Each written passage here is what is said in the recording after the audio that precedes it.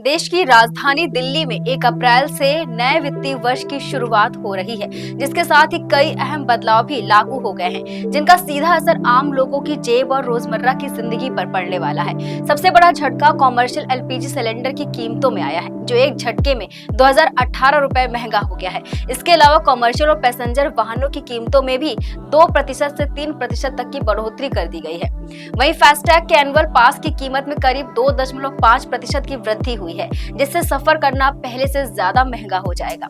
यातायात और बैंकिंग से जुड़े नियमों में भी बड़े बदलाव कर दिए गए हैं। अब देश भर के सभी टोल प्लाजा पर कैश ट्रांजैक्शन की पूरी तरह बंद कर दिया गया है और टोल टैक्स का भुगतान केवल फास्टैग या यूपीआई के जरिए ही किया जा सकेगा।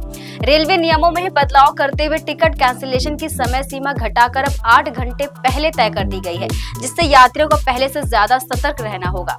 वहीं एटीएम और अन्य वित्तीय सेवाओं से जुड़े नियमों में भी बदलाव के संकेत हैं, जिससे अतिरिक्त शुल्क का बोझ बढ़ सकता है। टैक्स और डॉक्यूमेंट से जुड़े नियमों में भी महत्वपूर्ण बदलाव हुए हैं।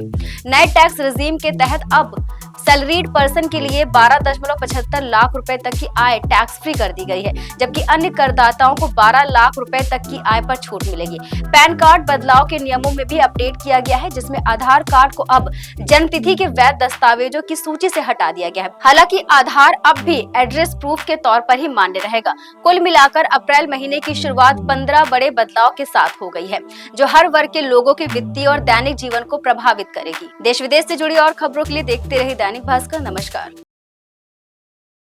राजनीति हो या क्रिकेट, देश विदेश की ब्रेकिंग हो या आपके मोहल्ले की बड़ी खबर, सब मिलेगा एक ही ऐप में, सबसे तेज और भरोसेमंद। अभी डाउनलोड करें दैनिक भास्कर डिजिटल।